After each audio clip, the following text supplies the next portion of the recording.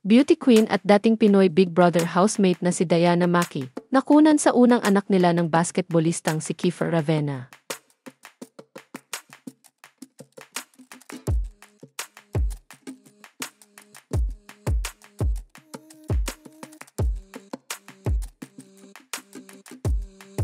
Naging bisita ang mag-asawang sina Kiefer Ravena at Diana Maki sa programang Fast Talk with Boy Abunda nitong Lunes, June 30, 2025. Doon ay inilahad ng mag-asawa ang malungkot na balita tungkol sa pagbubuntis ng dating Pinoy Big Brother housemate. Sa naturang programa, kinausap ni Boy Abunda sina Kiefer at Diana para matapos na ang mga haka-haka dahil wala umanong napansing baby bump sa beauty queen nang ikasal sila ng basketballista.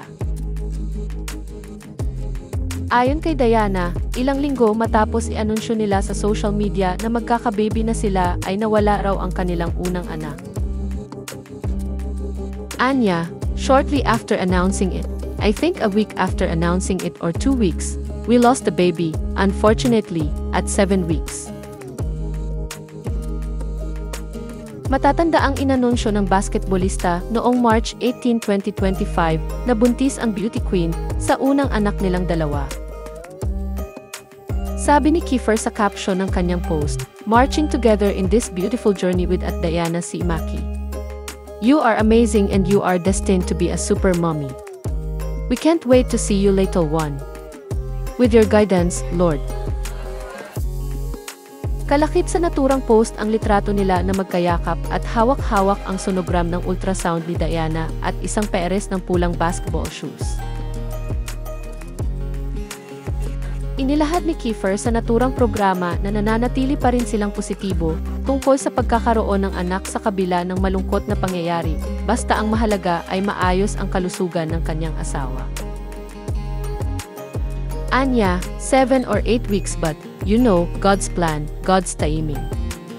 Best thing siguro that happened is now she's healthy. Hopefully, with God's grace, we could try again and see where it takes us. Sabi ko nga, life goes on. Samantala, ibinahagi ng mag-asawa sa naturang programa na una silang nag-meet noong June 28, 2024. Tapos naging sila noong August 8, 2024 at engaged na sila noong October 30, 2024. Matatanda ang ikinasal ang dalawa sa isang church wedding ceremony sa St. Michael the Archangel Parish sa Taguig City noong June 11, 2025. Naibunyag din sa Fast Talk with Boy Abunda na magpapakasal sina Diana Maki at Kiefer Ravena sa pangalawang pagkakataon. This time, sa isang beach wedding ceremony sa El Nido, Palawan.